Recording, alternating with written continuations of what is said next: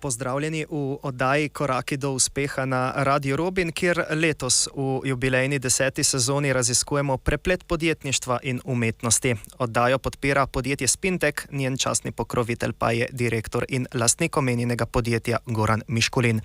Danes je z nami Jasmina Putnik iz Opatjega sela, nekdanja profesorica matematike in računalništva, danes pa izjemno uspešna fotografinja.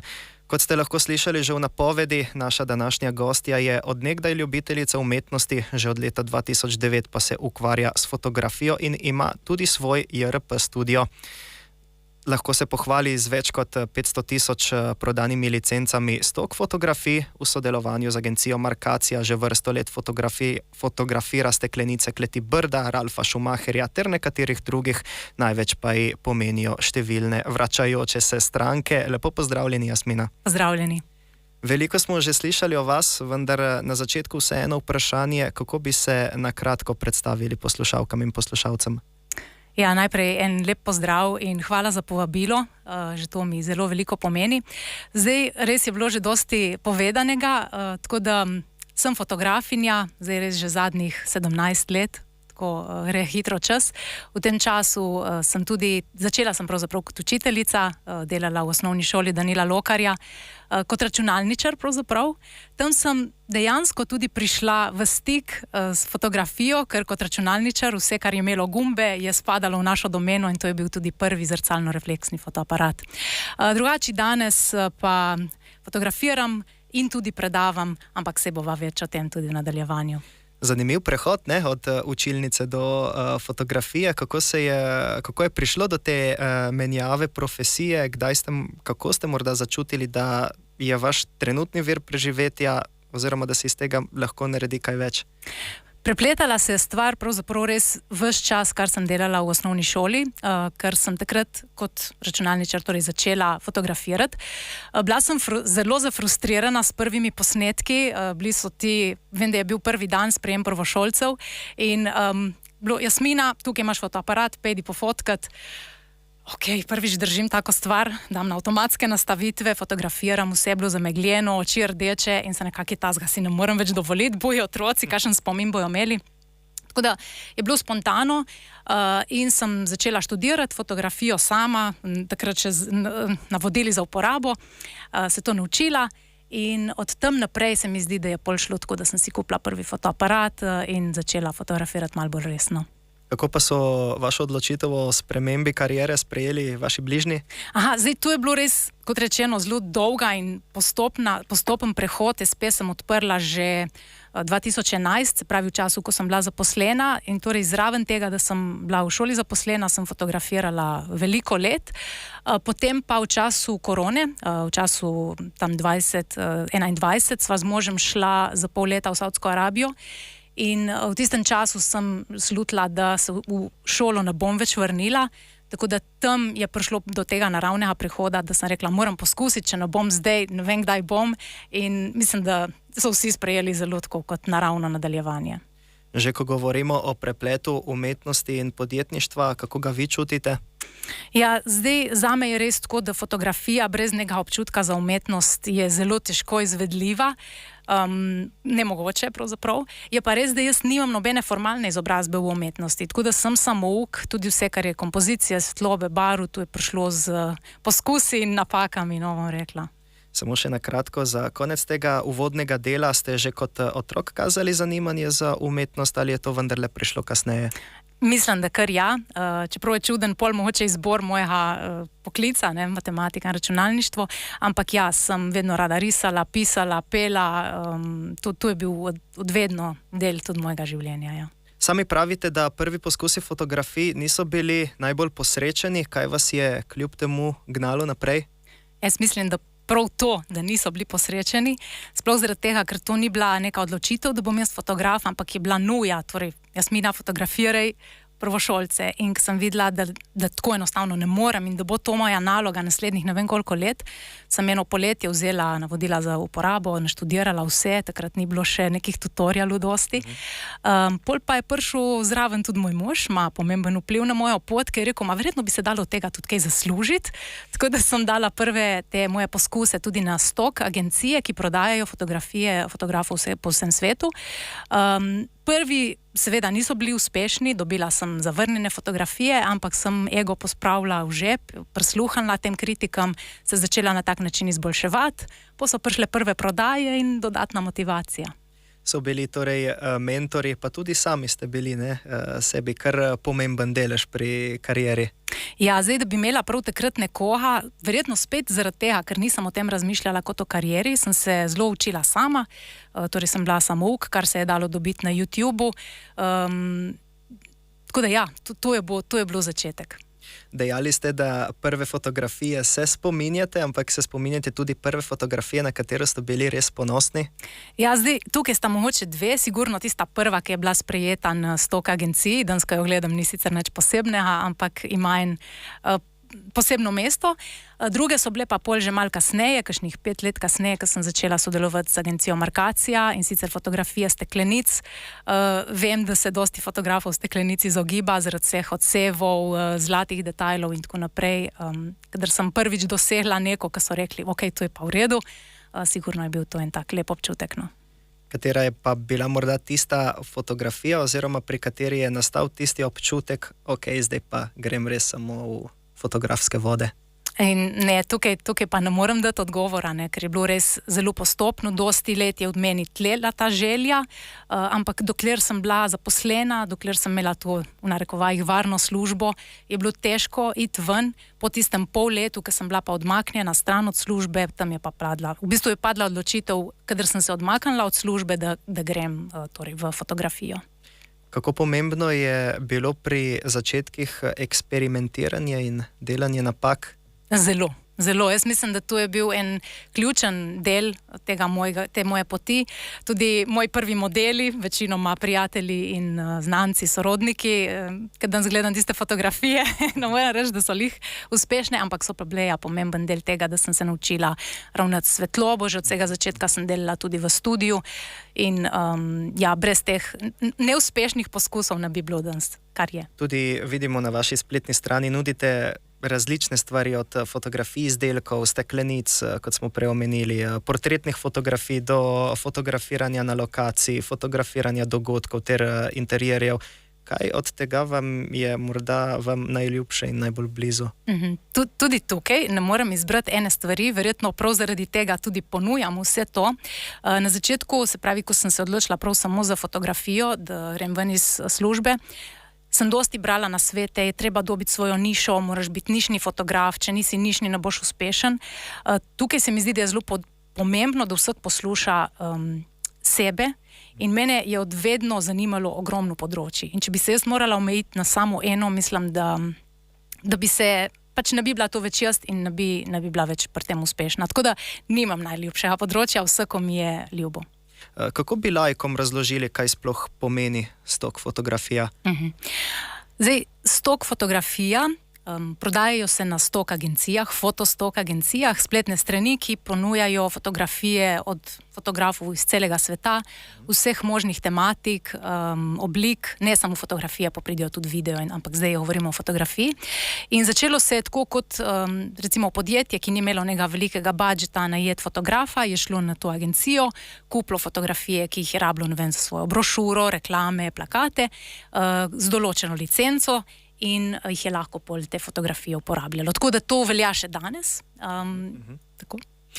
Kako pa dosežeš takšno število prodanih licenc in velik obseg prodaje? Je to kreativnost, disciplina, strategija? Na kaj mora biti fotograf pozoren? Zdaj, kot prvo, danes je trg zelo drugačen, kot je bil pred 15 leti, ko sem dala jaz prve fotografije gor. Takrat je bilo kot prvo manj fotografov, manjša konkurenca In takrat so bile tudi zelo drugačne zahteve, takrat je morala biti fotografija popolna v smislu tehnične dovršenosti.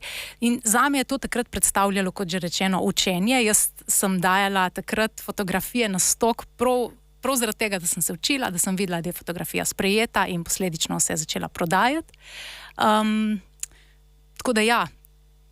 Kaj se pa danes najbolje prodaja na fotografskem trgu? Ja, danes je res malo drugače. Če je takrat bila ta popolnost pomembna, je danes avtentičnost, sploh še v poplavi vseh AI slik z umetno inteligenco narejenih.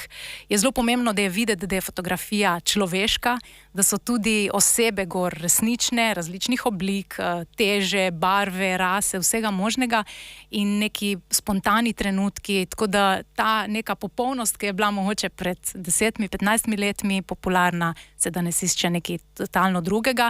In tudi ja, zdaj, kako doseči to število, ne?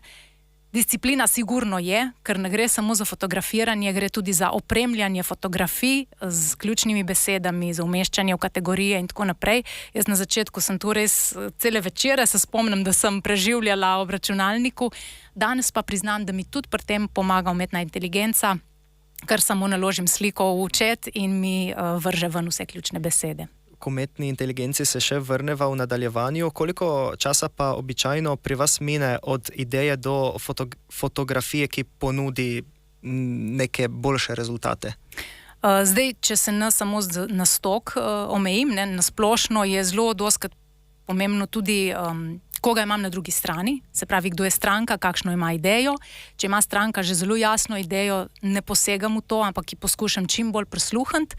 Če pa nima ideje in reče, Jasmina, ti prepustim, ne, takrat pa imam mogoče bolj odprte roke, ampak tu je po drugi strani včasih tudi težje. Ker to, da ti reče, naredi kar hočeš, ni vedno to. Neki verjetno ima v mislih, ampak do zdaj mislim, da večinoma se je kar dobro išlo. Kaj pa spremljanje trendov? Kako pomembno je spremljanje trendov pri fotografiji?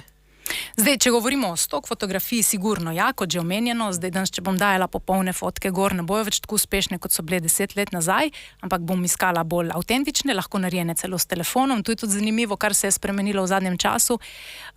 Drugače pa, če recimo govorim o svojem nekem fotografiranju, zajemu fotografiji, obdelavi, videla sem recimo, da so popularne zamegljene fotografije, pa ne vem, da horizont ni poravnan. Jaz se tega zelo težko skočim na ta trend, vedno iščem bolj neko večnost, kaj bo čez 10 let še vedno lepo, kaj bo čez 20 let lepo. Tudi obdelava, ne pretiravam z nekimi zelo močnimi obdelavami. Čeprav bi mogoče kdo rekel, kaj pol ne znaš? Ne, ni point v tem, mislim, da je težje doseči pravilen ten kože, pravilno barvo oblačil, kakor pa dati en močen filter gor, ki zgleda sicer wow, efekt na začetku je wow, ampak kakšen bo čez 10 let, pa bomo videli, no. Morda za ta del samo še to na kratko. Danes je seveda pri vas v ospredju fotografija, s katero se preživljate, pa vendar ali so vam morda blizu tudi katere druge oblike umetnosti? Ja, je kot omenjeno že prej, ne, zelo odvedno sem rada in pisala in pela. Imeli smo celo bend, kakšnih 10 let nazaj, bil je hobi bend, tako da ta strast sigurno ne bo nikoli prešla v kaj več od tega, da ostane na nekem ljubiteljskem nivoju. Kar se pa pisanja tiče, pa pišem še vedno na roko v času umetne inteligence svoje dnevnike, predvsem mislim, da, ne vem, mi je postala to neka navada in mi je všeč. Jasmina, sodelujete z različnimi agencijami, fotografirate za znane naročnike. Kako je torej delati z bolj znanimi imeni, nam lahko kakšno razkrijete? Zdaj, če začnem najprej mogoče, da kakšno razkrijem, ni seveda nobena skrivnost. Zdaj med zadnjimi večjimi je bil Mlinotest, zelo pogosto sodelujem s Primorskim tehnološkim parkom, razvojno regijsko agencijo Severne Primorske, Galerija Oskar Kogoj. Sej včasih se kar zgubim, pozabim, bi bilo fajn, da bi jih kdaj zbrala na en kup. Drugače pa, kako je z njimi sodelovati, z velikimi strankami je običajno zelo enostavno. Že to, da te izberejo, pomeni, da ti zaupajo in ne vem, zaupajo tvoji viziji in zaenkrat lahko rečem samo dobre stvari. No. Tako da ja, enostavno, povejo, kaj želijo, jaz se probam tega, kar se da do potankosti držati in do zdaj mislim, da nam je šlo kar v redu. Kaj pa naročniki danes najbolj pričakujejo od fotografa?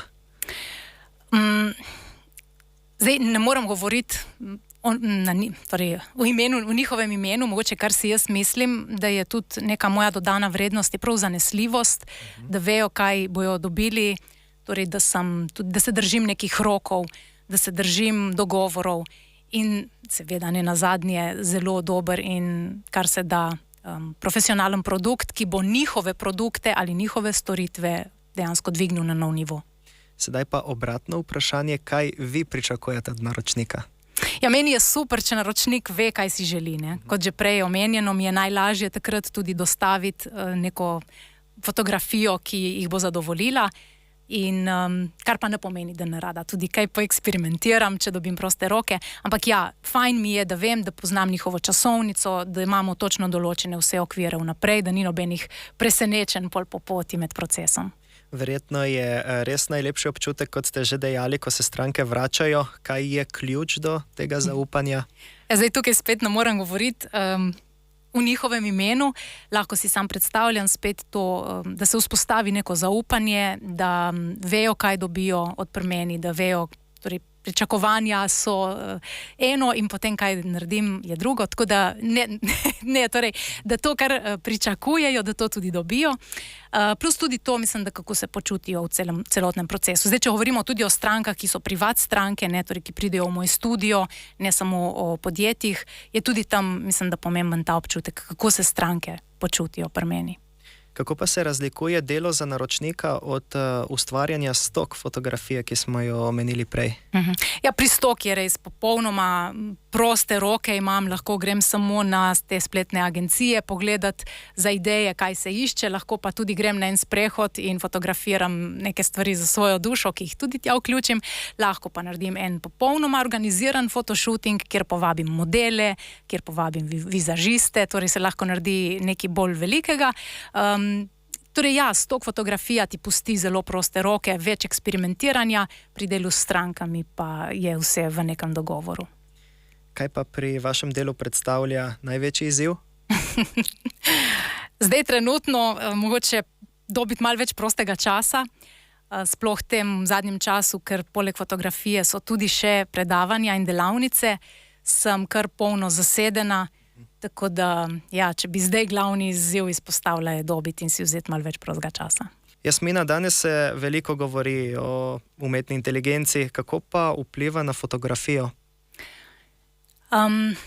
Pozitivno in negativno. Ne? Zdaj, kar se tiče, bom šla najprej na ta pozitiven del, meni določene procese res zelo pohitri. Znotraj teh programov, ki jih uporabljam za obdelavo, so tudi orodja umetne inteligence, torej prav specializirana, ki pomagajo recimo pri retuširanju, pri izboru fotk. No, moram reči, da pri izboru z tega ne uporabljam, ker rada grem skozi celotno galerijo, da res sama izberem končne fotografije, ampak pri retuširanju, če sem se prej mogla mučiti, 10 minut, bom lahko zdaj eno stvar naredila v 1 minuti in boljše. Tako da to je super, tudi pri nalaganju na stok fotografije, opisi fotografije, vse to ja. Zdaj, kar je negativno, zelo se je opazil upad prodaje fotografij, kadar je prišla umetna inteligenca, ker si je nekdo z nizkim, z majhnim budžetom ni več se mučil dobiti fotografa, si enostavno naredil sliko z umetno inteligenco oziroma si še vedno naredi. Ne vidim v tem nič narobe. Tudi dosti nekih mogoče ustvarjalcev, ki imajo izdelke, oblačila, karkoli, če so prej najemali modela, fotografa, si zdaj samo poslikajo izdelek in rečejo umetni inteligenci, kaj želijo, da s tem izdelkom naredi. Se pravi, kako lahko zaključiva, ali AI fotografom jemlje delo ali odpira nove priložnosti? Jaz tukaj sem optimistična, tako da mislim, da oboje. Je pa fajn, da fotograf tudi sledi nekim tem novostim, ne zdaj trendom, ampak novostim. Neki dogodki, zaenkrat roboti ne bojo še skakali okrog, dogodki ostajajo popolnoma v naši domeni, zdaj kakšne druge stvari pa sigurno ja, ne. Imate tudi delavnice, predavanja, izobraževanja na temo umetne inteligence. Kaj poskušate udeležencem predati na teh dogodkih? Jaz si zelo trudim, da so moje delavnice čim bolj praktične, da je čim manj nekega teoretiziranja, kaj umetna inteligenca je.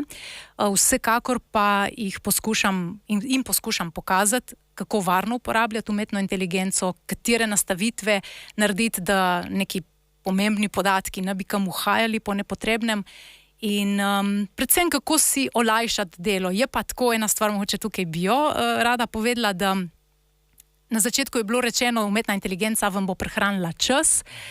Mislim, da tu zdaj že vsi vidimo, da ni temu tako, ne? Ampak lahko sam več naredimo in bolj enostavno. Ne? Tako da to.